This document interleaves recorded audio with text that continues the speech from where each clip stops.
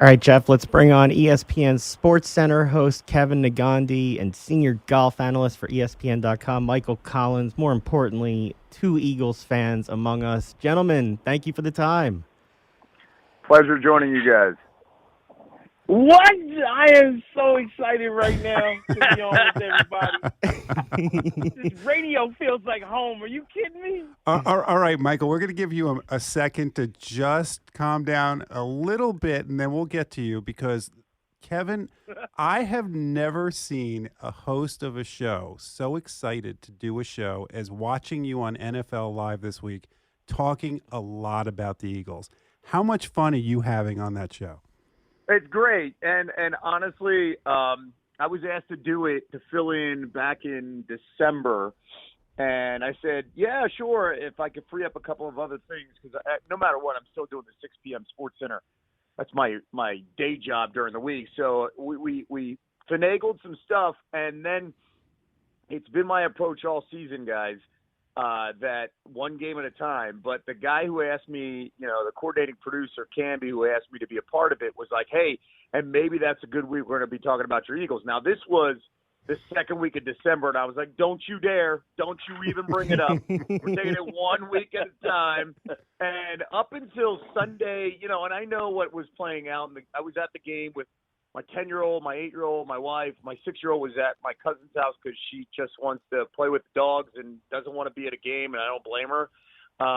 But my 10-year-old turns to me and he goes, hey, in the third quarter, he goes, we're going to the Super Bowl. And I was like, boy, don't you even say that. Let's watch how this plays out. I'm 47 years old. I've been through some pain. Let's wait. And then about 5 minutes left in the game, I turned to him. I'm like, we're going to Arizona. So it just gives you an idea of that carrying over on every show and everybody here at ESPN. You heard Michael's excitement. Everybody at ESPN knows that we wear our passion on our sleeves. And when they want to talk to you about it and they want to, bring it up, it's just the shared fandom that we have behind the scenes that we could actually bring on TV and enjoy the entire experience. So that's what you saw on TV.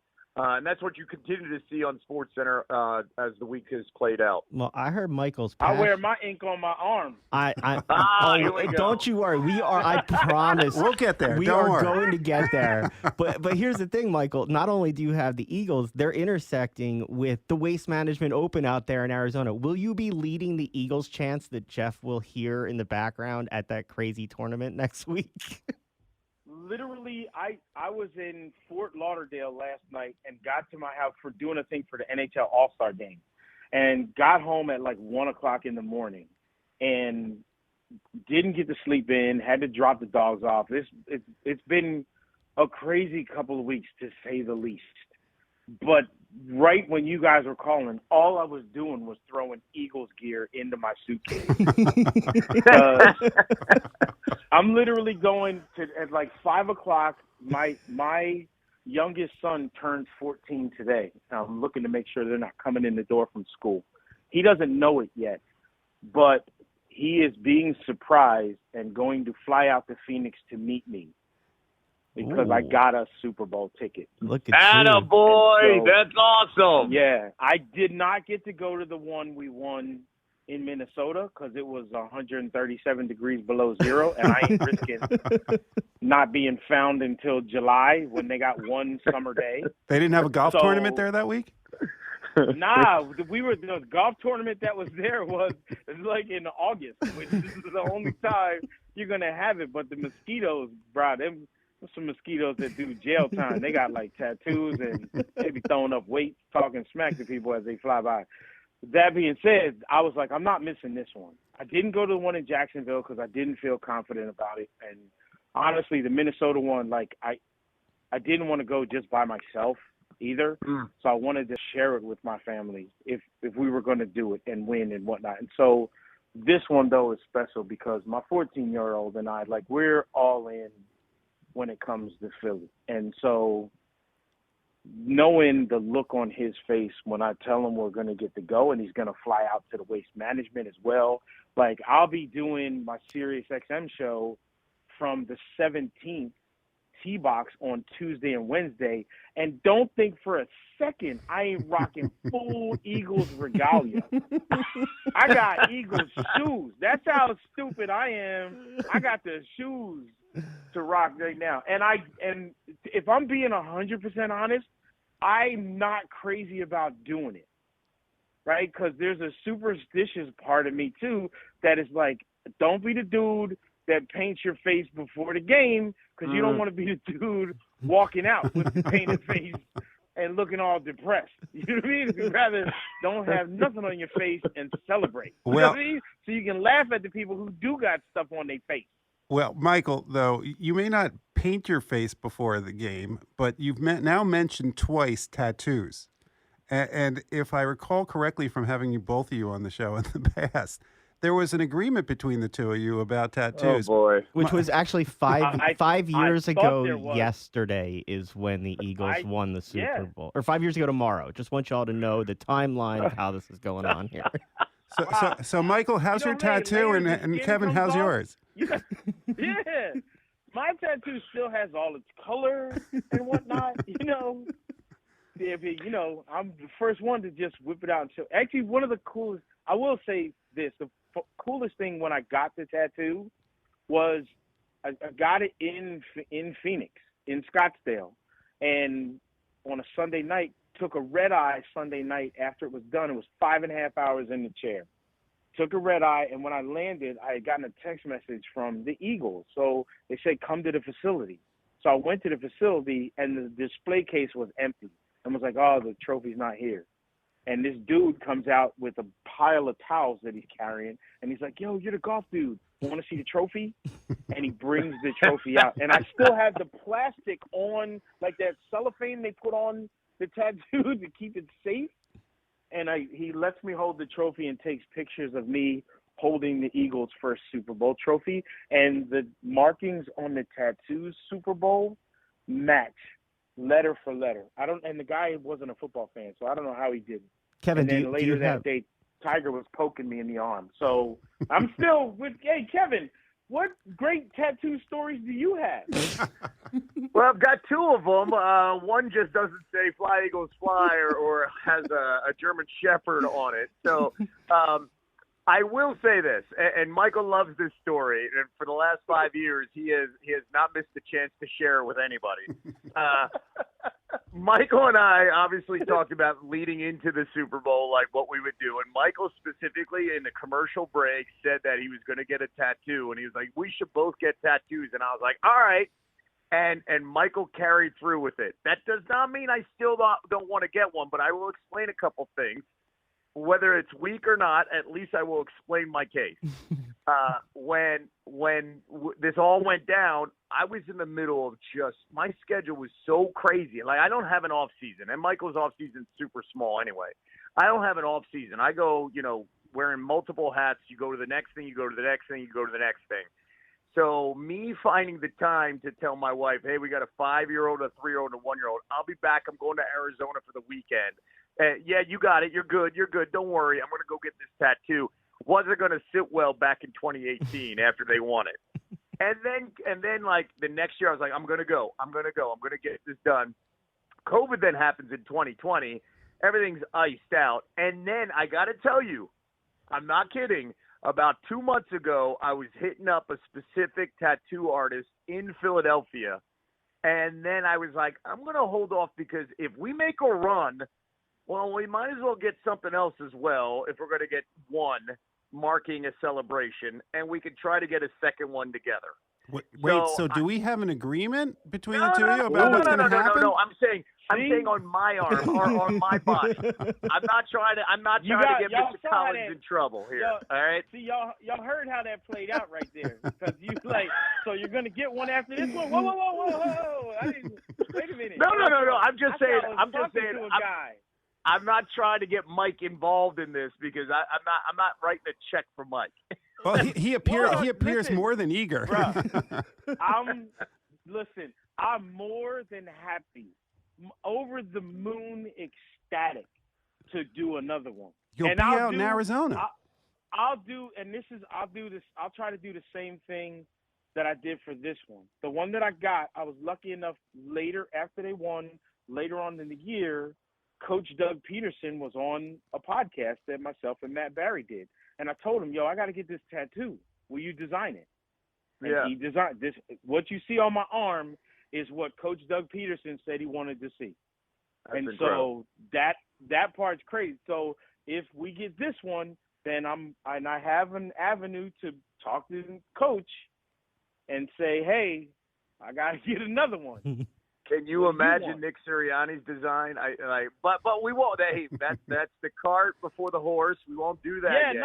I'm just saying if it were to happen, exactly. it would be fantastic, and I got a way to get it done. So, bro, I'm in. All right, so we need this to happen. We'll ask you guys a little bit about some of what's gone on. You may not have the tattoo, Kevin, but you wear Temple all over yourself. Talk about what it's like to watch your Temple guy, Hassan Reddick, to have the success he's had after returning home. That's my guy, and I'm glad you guys brought it up. I mean, we're talking about a guy that was like a one-star that had one scholarship coming out of school, and it was to Temple, and he was a running back coming out of Camden, right? Like, he is the epitome of what a Temple Al is. Like, we're often overlooked. You got a chip on your shoulder the entire time, and he busted his butt and earned the right to be a first-round pick. And then you go to Arizona, and the Cardinals just didn't know how to use him. And this comes down to coaching, right? How do you use him the right way? And I was so happy for him that he went to Carolina that 1 year with Coach Rule, who, obviously developed him at Temple, and they put him in the right spot. But I don't think anybody would have predicted this. And he's just balling, man. And he's now already out-earned the contract that they gave him, and he makes Howie Roseman look so good. And I just hope that a game like this, Andy Reid, I think, is going to scheme against him. So what I think they plan on doing, and I hope the Eagles have a counterattack, is they're going to be like, you want to blow by the tackle? All right, we're going to throw the screen pass past you. And as a result, we're going to take advantage of some chunk yards to the outside. I think the running backs play a critical role here for the Chiefs because their wide receivers are so banged up.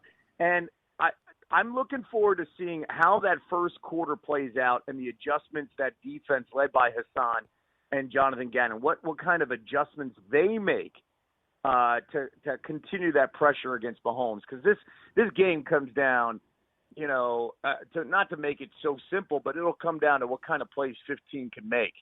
And on the other side, can Jalen Hurts throw the football downfield? If he could throw it accurately downfield, 20-plus yards, they can expose that secondary.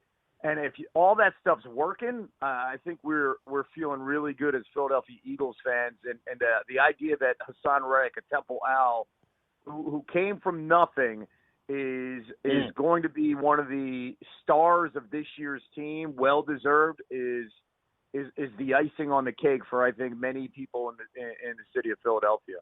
All right. So if Hassan Reddick is your guy, Michael, whose jersey are you wearing for Super Bowl Sunday? Oh, really? Y'all really throwing me on the spot like that, huh?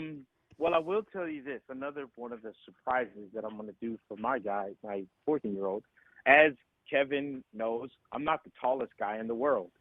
So, was a big fan of Darren Sproles when he came to the team, and I'm a huge fan, as my 14-year-old is, who also has my build. Thank goodness he's already just a little bit taller. But I think he's going to be rocking a Boston Scott jersey. Love it. Love it. Who is also of the stature and the speed and elusiveness that Darren Sproles was as well. And, coming from New Orleans, when we got him, I'm sure there were questions on what was left in the tank. And I really like how Boston Scott can change things up as opposed to when Miles Sanders is out on the field. And I would expect to maybe even see both of them on the field at the same time at some point, because I think they would be very hard to pick one, like who you going after and whatnot. So, and if I have to get a jersey, to wear a jersey when I'm there of a player that's on the field, earlier this year, just between us, all right, because I never told anyone this before. I did it on the down low. We won't tell anyone. Yeah, we're not on the radio. Don't worry.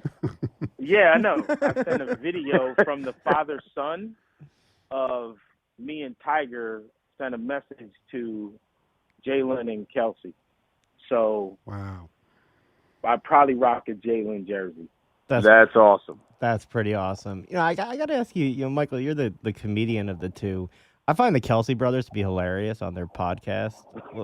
Oh my gosh! What you think about the two of them getting a face off in this game? Yeah, well, here's the thing. Like everyone keeps saying, it's Kelsey versus Kelsey. They're not actually playing against one another because they're both on offense, right? So it's like, but what's going to be funny is the one who loses. Like, how really bitter is that one going to be? And then how stank is that podcast going to be? I'm not going to lie. They make me jealous of what they get to say and do on the podcast because, as you know, me and Kevin work for a company that's owned by Disney. So Mickey Mouse is not going to let me drop no F-bombs and get all crazy. You know what I mean? Now, how about this fight? Actually, is a good idea. How about this? If we're able to do this and we pull this off, I say we circle back here within 1 year, and if Mr. Negandhi does not have a tattoo by then he has to do either Sportscenter or has to do something with me wearing the full Mummers outfit, like what Kelsey had on. And I mean hat, everything. He got to wear all of it. I won't make him ride a bicycle. I don't know how good he is on a bike. Jeff writes contracts for a living, so he could draw this up for you. I'll have it to you by Monday, I assure you. It's amazing. You guys are all in. No surprise. Hey, Kevin, just so we're clear, we didn't bring it up. He just brought it up. Are you in? Well, listen. Let me guess. Let me guess. You got to go. Well, I can tell you that no matter what I say about me being in on SportsCenter, that doesn't mean it's going to actually happen. There's some stopgaps you got to go through before that actually happens on the air. The costumers don't have that in their wardrobe? No, they do not have that in the wardrobe. But I'd like to circle back on this conversation because let's see how it. I love what Michael's doing in the end. Michael's doing it the right way, and I appreciate Michael in saying all the right things because it's all in good fun and good taste. And I'm up for any challenge. I'm not agreeing to this specifically because I can't cash that check and say, what do you mean? It's the Mummers, yeah, and tell my boss that. I don't think my boss Norby would be down with that, and Michael knows that. That's why he's laughing so hard. Probably not. Yeah, but I want to circle back one thing. I do want to circle back one thing, and Michael brought this up, and it's really important. Like, a lot of people have asked me all week, are you going? You got to go. You got to go. And I've said that I was really lucky to go 5 years ago when my kids were young. And Michael brought it up with the excitement of telling his 14-year-old, like, to experience the Super Bowl with your kid and you're there as excited as you are, I don't think that's anything cooler than that. And a lot of people have asked me, are you going? Are you going? And I'm like, I can go if I can get one. I can go if I can get two. I'm not going to go unless I can take my two boys. I want to be where they're at the entire time to experience it because that's what sports is all about. And props to Michael to make sure to make that happen with his 14-year-old son because no matter what, when we all look back at our fondest memories, it's those sports moments with the people we care about. So I can't wait to actually hear the stories that Michael's going to share through his son's eyes of that experience. Because I got that this weekend with my two boys at the NFC Championship game. And that's what this whole thing is about, right? That's why we got all into it. That's why we love it and that connection. And to be able to be in that moment with him in Arizona, I'm actually more excited for Michael than I am most Eagles fans to be able to experience that with his son. Because there's nothing better than that. Hey, Kevin, I had actually heard if you don't go, you told your wife no parties. I felt like I felt like I understood you with that. Heck yeah. Can you explain to Jeff? Behind him on that. Because Jeff doesn't always understand my anxiety around being an Eagles fan. Can you explain to Jeff why no parties and why we never actually feel like we have it? Yeah, Jason, I can't watch. First off, I can't watch regular season Eagles games with people. I just don't like it because unless they're Eagles fans and smart Eagles fans, I can't go to a bar. Right. I just can't be in that environment because I'm not fun. I don't want to hear about like BS things that they think. Like I want to be with the right people who understand the game and understand my emotions during the game. And some of those emotions, definitely something I can't broadcast here. And some of those emotions, I don't want to be in a room where somebody's looking at me. Here's a perfect example. My 10-year-old and 8-year-old were with us at the game. And a lot of people are like, did your kids hear things that they'd never heard before? And I'm like, no, they hang around me watching Eagles games. They've heard it all. And they may have heard it used in different sentences, but they've heard everything that they've been around. And they're like, well, isn't that bad parenting? I'm like, no, I'm giving them a dose of reality of what it's like, but I'd rather have them hear it from me used the right way than somebody at school who's going to use it and misuse it. So, like, my wife, when I told my wife, I was like, if I don't get 3 tickets, I'm not going. And she turned to me and she goes, I take it we won't have a party then this year? And I was like, absolutely not. I said, there's no way anybody's coming through the door, especially when I got to hear about, a Super Bowl commercial. No, I don't want to hear anything like that. I don't want to think about that. I want to go back and rewind what I may have missed so I can continue to watch that and catch up in the commercial break. All right. Well, hey, I'm going to tell y'all 2 things right now. Number one, there's no Super Bowl party at my house either. If you want to see me not be funny, come watch me watch an Eagles game. Exactly. Right? And number 2, me and Kevin are on the exact same page when it comes to parenting, because the last time that me and my youngest went to an Eagles game, it was against Dallas. And it was one of the years we was horrible. It was freezing cold. It's when we had NFL Live was there early. And I put a video out of my young son jumping in with the crowd. Dallas sucks. Dallas. And he was so happy and excited to be part of it. And I'm just looking at him filming it. And there's a part of me as a parent that is so proud. And there's part of me going, oh, I know this isn't great parenting, and right now I don't care. I don't. Yeah, bring another cheesesteak. I don't care. Dallas does suck. I don't care. Go. all right. For the 2 parents out there, you're going to give us predictions before you go? No. Yeah, I will. I mean, with it being a pick'em game, it's 1.5 right now, but I think leading into that game, it'll probably be a pick'em as the week goes on. I think the Eagles win by 4 points. And I'm not saying that with confidence, but there's something weird about my vibe with this team. Usually I got a pit in my stomach, and it's not because of arrogance. I just think this is the best Eagles team. This will go down, hopefully with a win, as the best Eagles team ever. And top to bottom, 1 through 53, they have the best roster in the NFL. They just got to show it. And the only issue is they've got number 15 on the other side, who I think is going to go down as the greatest quarterback of all time. And I know what just happened with Tom Brady. Tom Brady's got all the numbers, and he's the ultimate winner. I think when you look at what Patrick Mahomes can do, he's the greatest. He will be the greatest quarterback. So let's hope we avoid the Mahomes magic.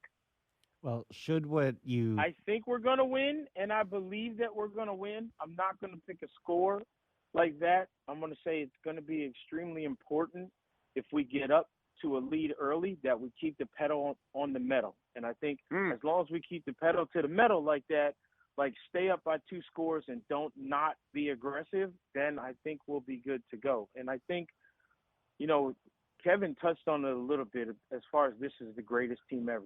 This is a team, and from everyone I've talked to that knows people in the locker room, they really, really like one another. They really like being around one another. And I'll throw out an analogy. This team reminds me of the last Phillies team to win the World Series. Those guys just had fun together. And as long as our guys are having fun, we're not beatable. We're just not. Those guys have too much fun together, even when we get down. And I think if they go into this game with that same mentality, we're here to get a job done. But guess what? I love being next to you, man. And I love seeing when you're out there playing. I'm going to watch you too. Let's go have a good time. I don't think we can be beat. Well, should that happen, we will be contacting you both again to arrange what was discussed previously on the show that nobody will commit to because we don't want to jinx it. Michael Collins. Hopefully next time I'm on the show, you get to hear the We're more than willing to help facilitate that with you for you both. Whatever role we need to play, we're here for you. Kevin Negandhi, Michael Collins, thank you for always giving us some time. Take it easy, gentlemen, and enjoy the big game. Appreciate you guys. Go Birds.